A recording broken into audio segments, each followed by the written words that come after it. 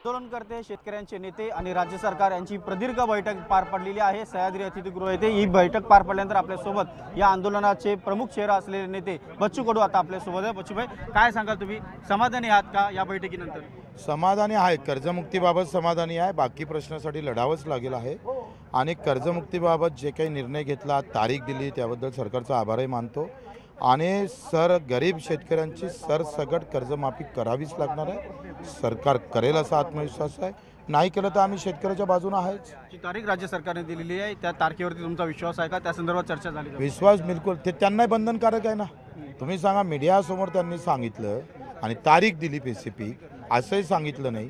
ते मीडियासमोर त्यांनी जनतेला, शेतकऱ्याला सांगितलं आहे आणि मला वाटत नाही शेतकऱ्याला सांगितल्यावर ते तारीख चुकवणार म्हणून। चुकवलं तर त्याचे परिणाम भोगावं लागेल।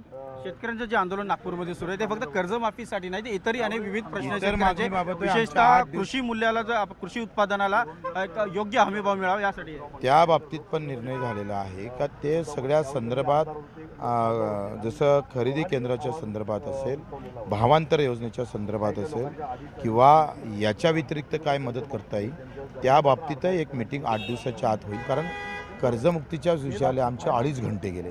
आता ती मानसिकता कोणाची इथं राहिली नव्हती। बाकी 8 दिवसात सगळ्या मिटिंगा संबंधित कॅबिनेट मंत्र्यांसोबत होईल। त्याच्यानंतर जे कॅबिनेटमध्ये मंत्र्यांसोबत निर्णय होऊ शकत नाही, त्यांच्यानंतर मुख्यमंत्र्यांसोबत पुन्हा बैठक होईल। नागपूरमध्ये आंदोलनकर्ते तुमच्या निर्णयाची वाट पाहत आहेत, त्यांना तुम्ही काय सांगू? उद्या जाऊन त्यांचं आम्ही कार्यकर्त्यांचं खास करून आभार मानायला जाणार आहोत, त्यांना धन्यवाद देणार जाणार आहोत। हा आमचा जो कार्यकर्ता होतो बिचारा खूप झटला, खूपच मेहनत घेतलेली आहे। माझ्या सगळ्या पक्षातल्या, सगळ्या जातीतल्या शेतकऱ्यांनी सुद्धा प्रचंड ताकद याच्यात उभी केली। हे सगळं क्रेडिट त्यांना जातो।